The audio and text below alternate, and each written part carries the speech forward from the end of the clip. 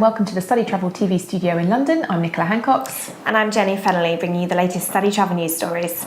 The headlines this week: number of international students studying in Canada increases, government bailout for 2 New Zealand polytechnics, and the state of Victoria in Australia announces international student target. So exactly how many students were studying in Canada in 2017 then, Hanks?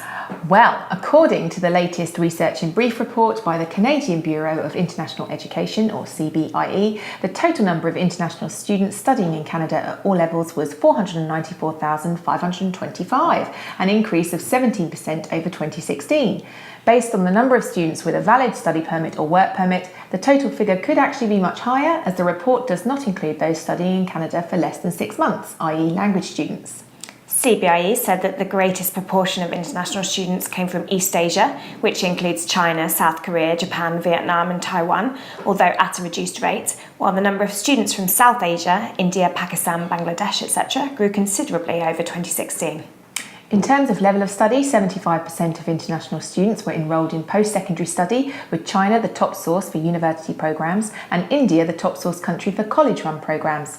China was the most common country of citizenship for international students enrolled at secondary level. However, the number of Vietnamese students continued to grow, doubling in size in just 1 year, said CBIE. Over in New Zealand, the government has provided multi-million-dollar bailouts for 2 struggling polytechnic colleges.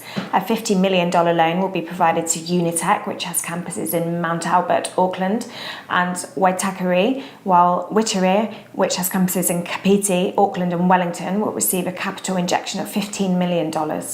This bailout follows a similar $33 million rescue fund issued to Tai Putini Polytechnic in February this year. All 3 institutions cited falling student enrolments for their financial difficulties. Minister of Education Chris Hipkins said the bailouts highlighted the significance of work being done on the Institutes of Technology and Polytechnics Roadmap 2020 project, which is focused on ways to secure a sustainable future for the country's Institutes of Technology and Polytechnics. Staying over this side of the world, the Australian state of Victoria has announced ambitious plans to attract over 100,000 international students from the Southeast Asia region over the next 10 years, double the current number currently studying at its educational institutions.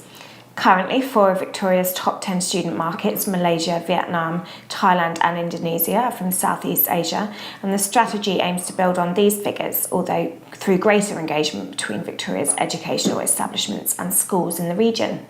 Currently, 37% of Southeast Asian students' enrolments choose to study in Victoria, while 33% of these study in the state's vocational sector.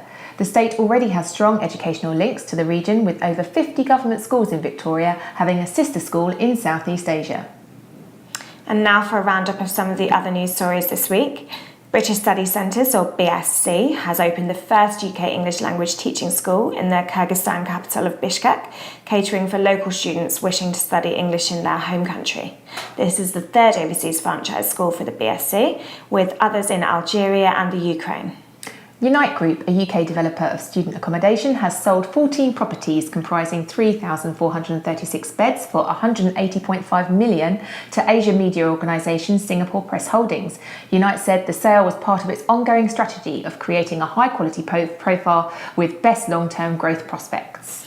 The British Accreditation Council has announced that it will identify Language Cert as a recognised awarding body for its International English Language Provider Accreditation Scheme.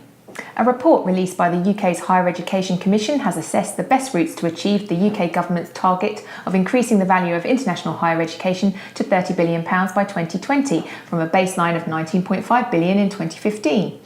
And lastly, the Danish Ministry of Higher Education and Science has announced a move to limit the number of places allocated to international students studying technology and engineering in the country by 2019. More on all of those stories on our website, where you will also find grapevine photos from ISI Dublin's award celebration party, more post-ST Alpha UK fam trips, this time from Liverpool School of English, and a quality English fam trip to the Emerald Isle. Thanks for watching. Goodbye. Goodbye.